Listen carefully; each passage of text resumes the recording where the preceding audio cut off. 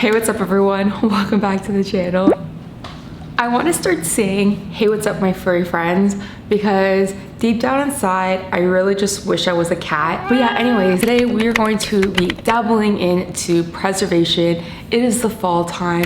We are coming around that time where our ancestors would be preparing for the winter. Preservation is probably one of the subjects that I have really become obsessed with in culinary school. Curing meats, preserving vegetables. There's a lot of things that you can do with preservation methods, and they're quickly becoming some of my favorites. So I thought today would be a great opportunity to share a preservation method. We're gonna be curing, and it's a really great and easy way to get into curing, to get into preservation. Curing egg yolks is by far one of the easiest things. And even if you screw it up, it will most likely still turn out. So I figured that we could share this journey together by curing some egg yolks, because I have found that they're not the typical thing. I mean, they're a little bit popular right now, but it is a little bit out of the norm. It's a little bit left field. So people, friends and family are gonna be like really shook by it. They're gonna be like blown by your culinary expertise, your culinary skills. Obviously, I'm not a chef just yet. I'm still very much a home cook, and I'm starting to become more of a professional cook.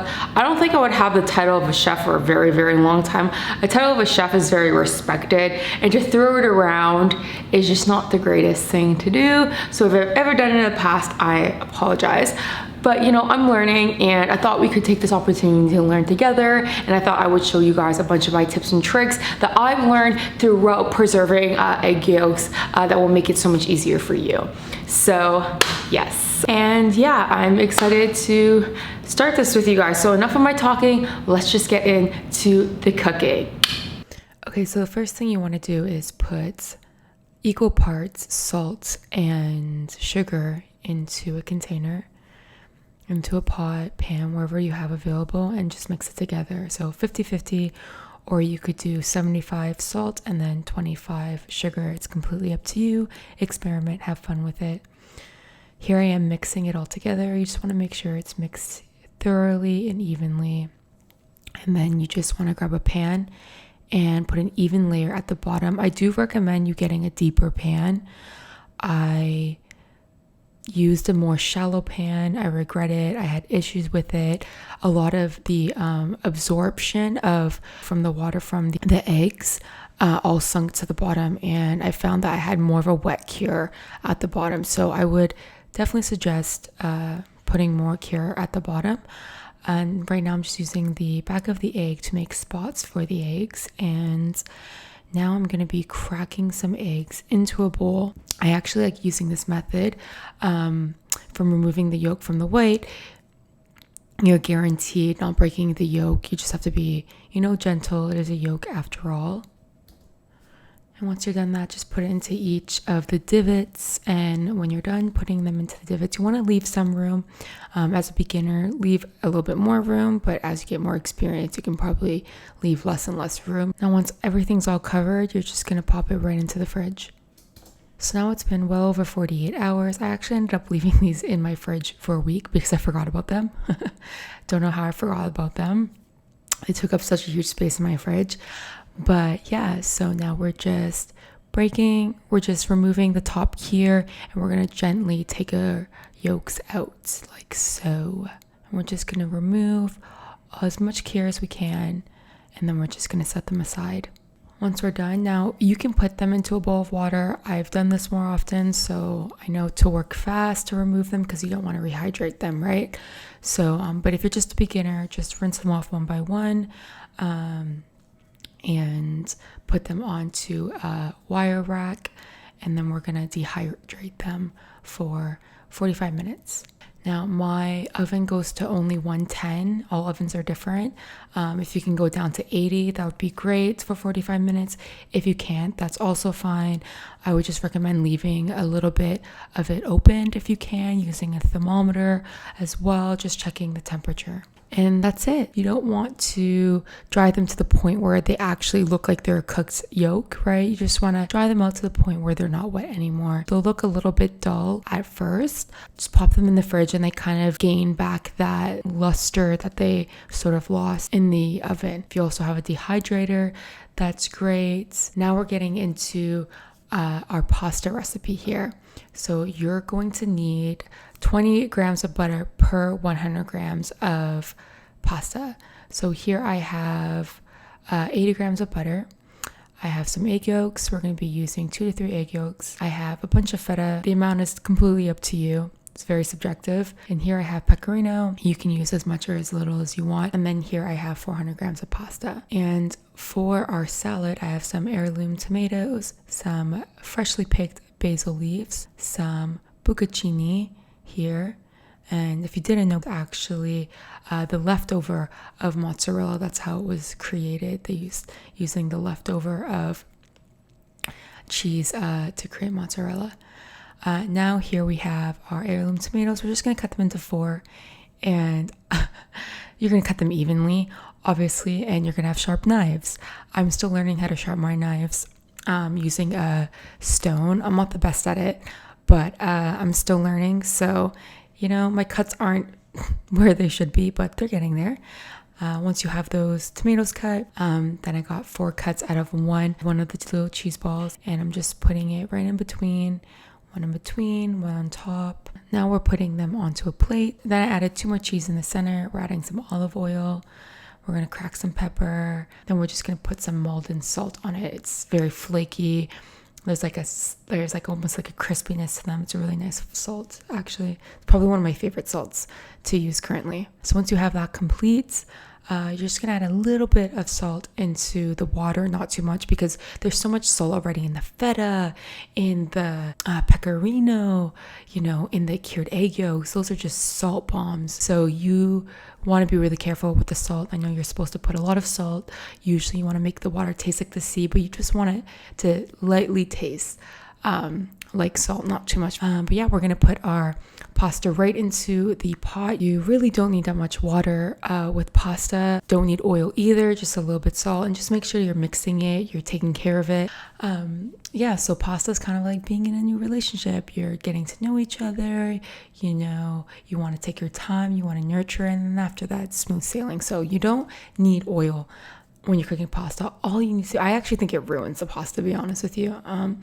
I think that the wheat sucks up too much of it, and it gives it a weird texture. I really don't like it. Not too much of it, but I feel like it does affect the texture of the pasta. So you just want to put a little, you know, some salt in there and just mix it. Continue to mix it. Let it get a little soft. Once it's a little soft, let it bubble for a couple seconds, and then mix it. Press it back down so it's in the water, and then just continue mixing it and mixing it. And after that, you're good. You'll see it just falls off the fork very easily.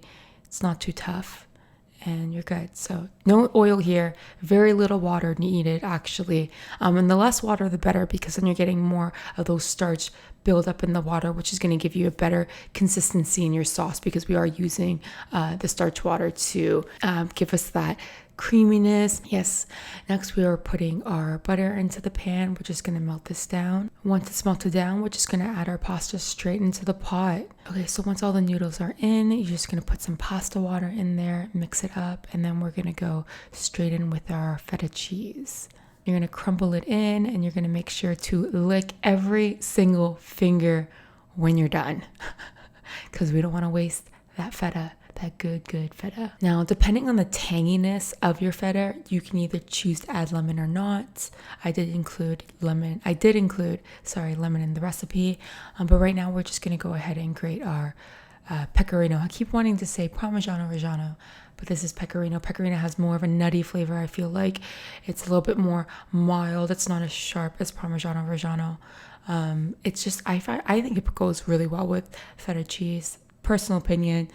Not everyone may agree, but I love it together. So yeah, we're just going to grate some of that into it, and then we're going to mix it up. Okay, now here I am adding some of that lemon juice into there. And now we're going to, on the side, you're going to just slice the egg yolk, the cured egg yolk. Just have one slice one thinly sliced of the yolk, and then the rest of it you're just gonna grate right into the pasta dish, just like so. Okay, so my plating skills, if it's one thing that I really lack in my culinary skills, it's definitely my plating.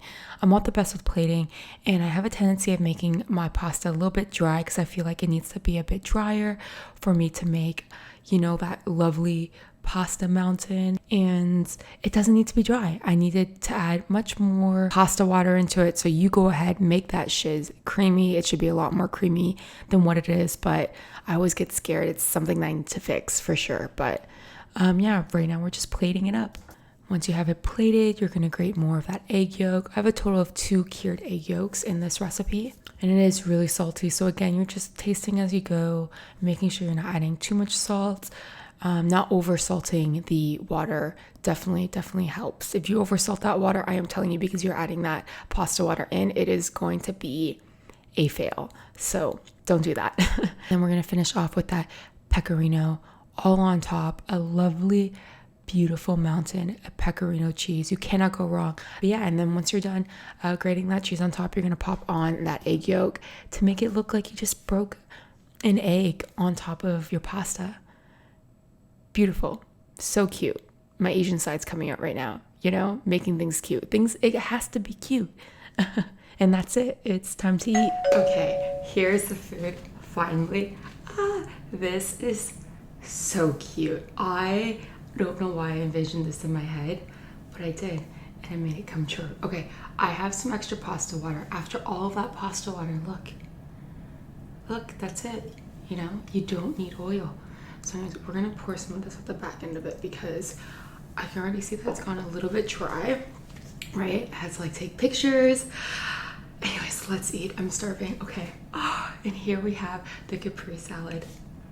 I need to show you guys the cheese recipe. Over here I have a Perrier because we're being fancy.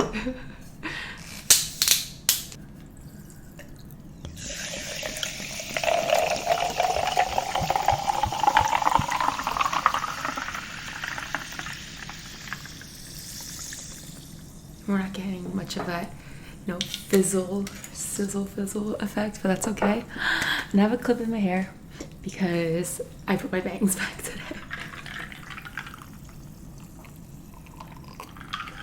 Oh my god. Okay, and here we have our little egg yolks. I see so many people take photos like this.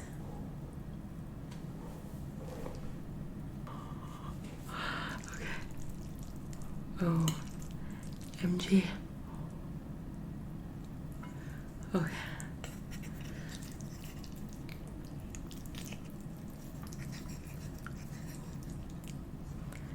Ooh, and we're gonna go in for a big old bite here.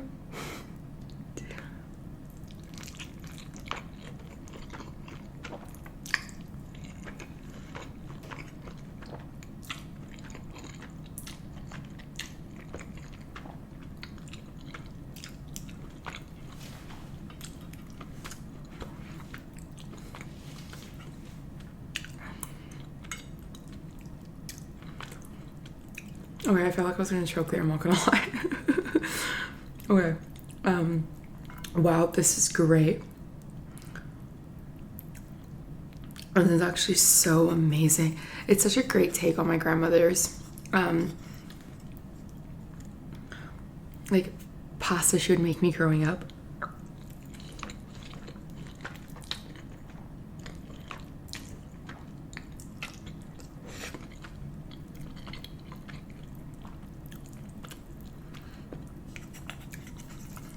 I'm gonna show her what I've done to, like, how I've changed up this recipe from when I was a kid. And I honestly think she's gonna be really proud of me.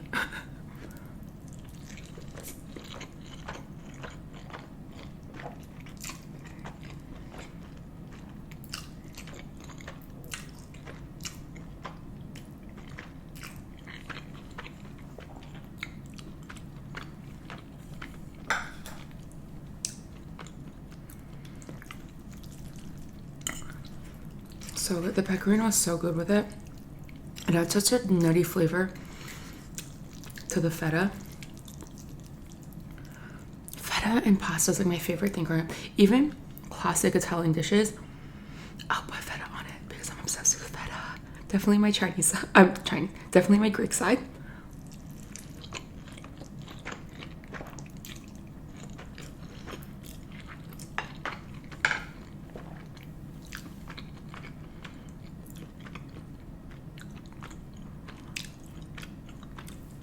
And the need to have things cute is definitely my Asian side.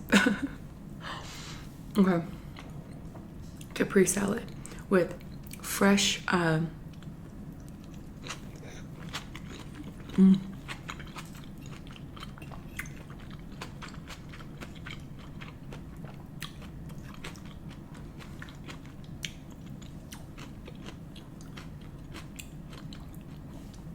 fresh basil right from my kitchen.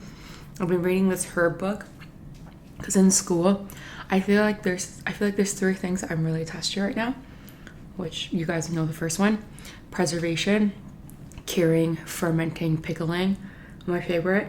Second, making cheese. Third, growing my own herbs. And 4, curing meats, which falls under preservation, right? So yeah, 3 things I'm obsessed with right now.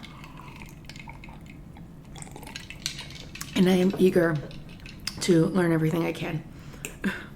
Oh, but this salad and heirloom tomatoes are they're just amazing.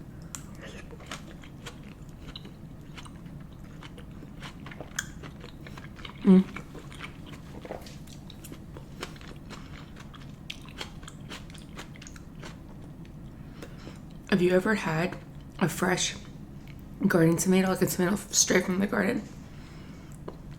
The reason why heirloom tomatoes are so good is because they have that tomato taste. A lot of your conventional tomatoes, right, that you get, they're probably GMO, so they lose a lot of the flavor. They don't taste like a tomato. They kind of just have the essence of a tomato.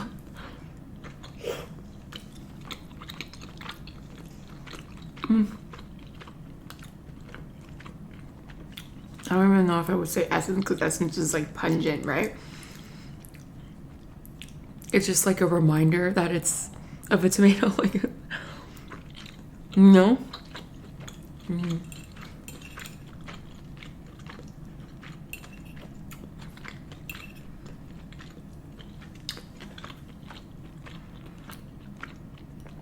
Now, most of the Malden salt flakes that we used, right, disintegrated because of the water.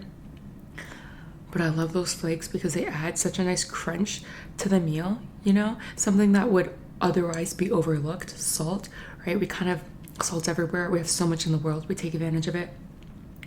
So, but it can be used for such great texture in a dish. So Malden salt, it's like crispy and light.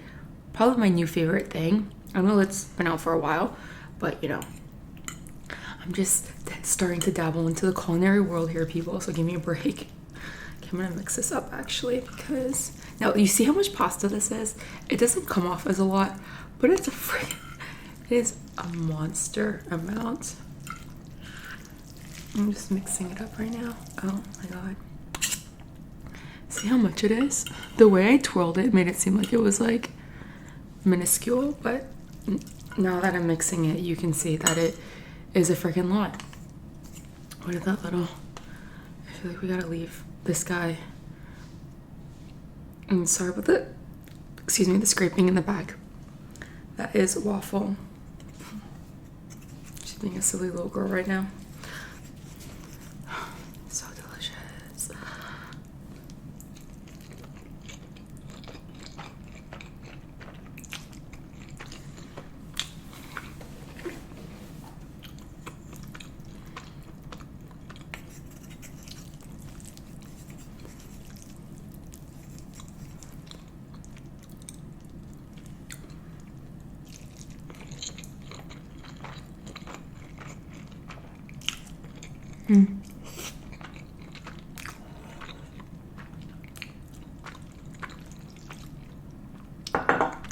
No, it's more of the pasta water.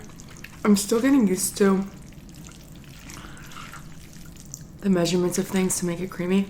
I always feel like I need to make it less creamy so that it piles up together, which I don't think I need to worry about that too much, but I always get super worried. I don't know why.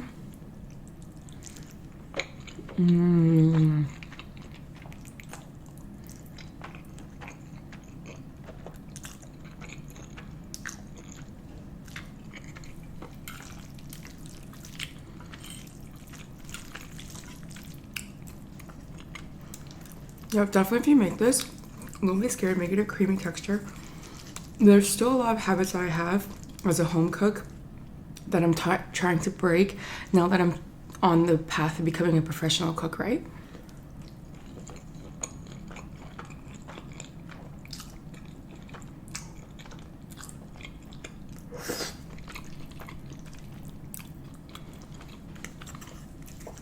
You know, we develop habits as just Waffle is just going at it out there. Waffle! I feel like I'm yelling at my child.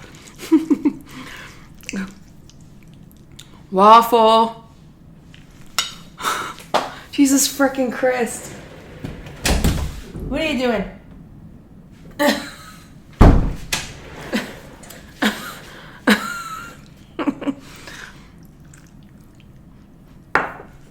Okay, but yeah, I feel like, you know, you develop habits and we feel like that's the right way, but there really is a right and a wrong way. Well, there isn't at the end of the day. Food is food if you enjoy it the way you want to, but from a professional standpoint, I mean, yeah, of course, like there kind of is, right? So one thing I need to do is stop feeling like I need to make my pasta drier just so it will stack, because it can be creamy and it will still stack.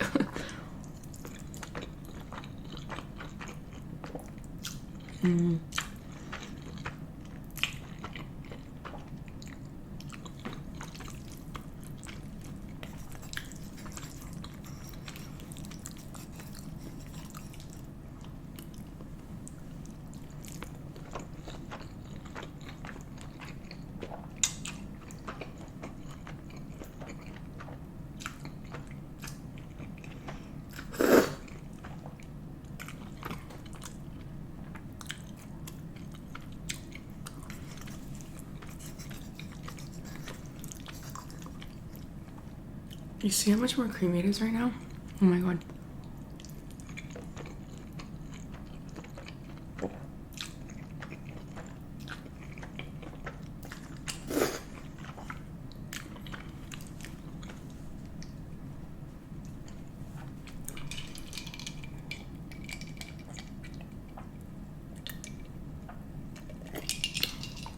So recently I've been trying to do my makeup better. What do you guys think? Does it look better?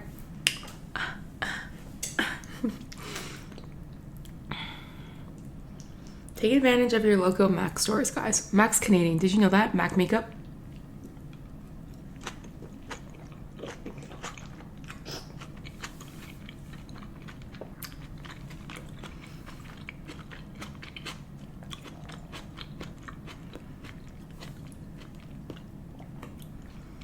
I like Sephora because Sephora gives people who aren't exactly professional yet makeup artists a chance to thrive.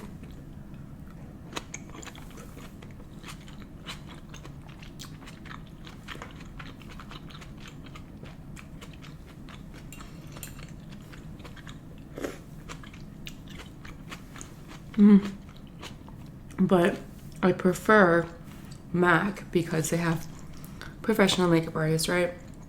You go there, you ask them to show you products, ask them to show you how to do things. They're going to show you the proper way, a really good way. I'm pretty sure that all their makeup artists have to be trained, professionally trained to work there. Actually, my goal was when I was 17 was to get a job at MAC. That's another reason why I like using less pasta water, because more starch builds up in the pasta water. So when you use it to add into the dish, it just helps everything emulsify that much better. It makes everything so much creamier, which is really nice.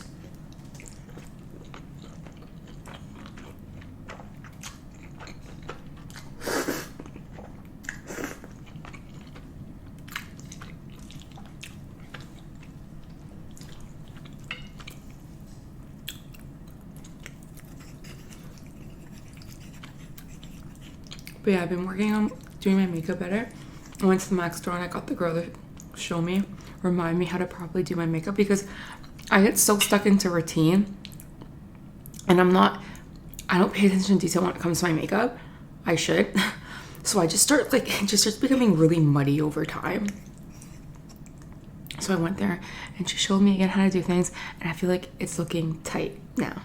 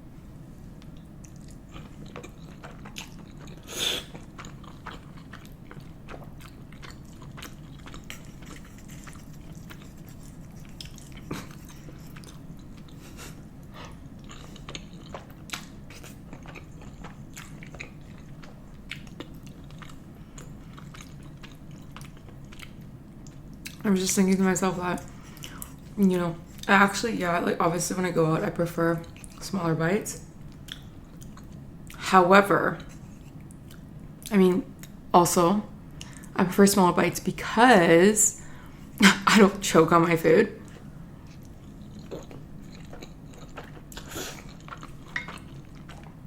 You should get it. It's kind of like an ongoing joke that everyone's saying that I'm gonna like choke on my food, or oh my god, don't choke on your food, or Veronica's choking on her food. Or just Veronica and choking on food is like an ongoing joke on YouTube that people have made it. Anyways, I always see in the comment section and stuff. I'm like, okay. But like big bites do kind of like, they do kind of choke you up, right? But I love big bites. They're so satisfying. They make me so happy inside. Like little bites, it's like, okay, that's nice, but like,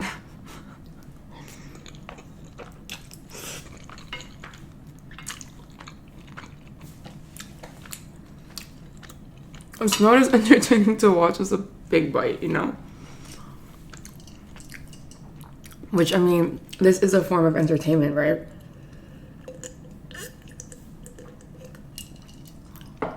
Which arguably, some will say, you don't have to have big bites and slightly choke on your food for it to be entertaining. I would beg to differ, because I love big bites. And if a little choking has to occur, then a little choking has to occur. Although at the moment, I'm just not in the mood, you know? I feel like you have to be in a certain mood for that, you know?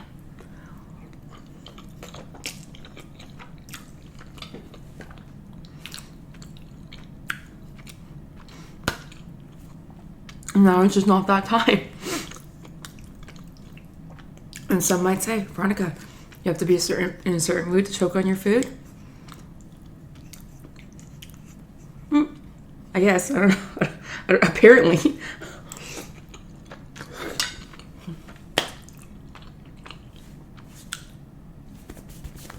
Anyways.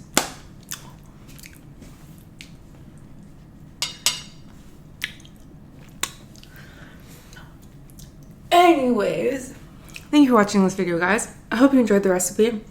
I hope you make it, or at least try cured eggs, because cured eggs is just creme de la creme. It's just a great way to get into preservation, pickling, make pickles. Now is the season. It's fall. Now is the time to ferment, to pickle, to cure.